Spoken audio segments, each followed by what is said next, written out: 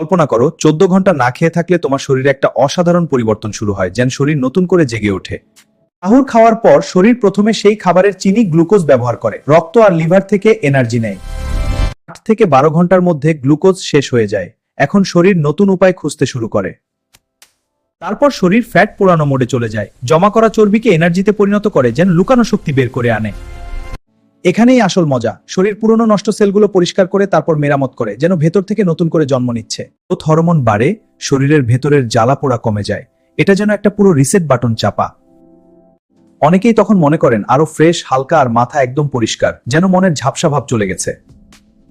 Fat কমে, শরীর পরিষ্কার হয়, সবকিছু রিসেট হয়। এটাই তোমার শরীরের অসাধারণ ক্ষমতা। তাই রোজা রাখুন, সুস্থ থাকুন। এটাই রোজা আর রমজানের সুন্দর দিক। শুধু আত্মার শুদ্ধি নয়, শরীরও একদম নতুন হয়ে যায়।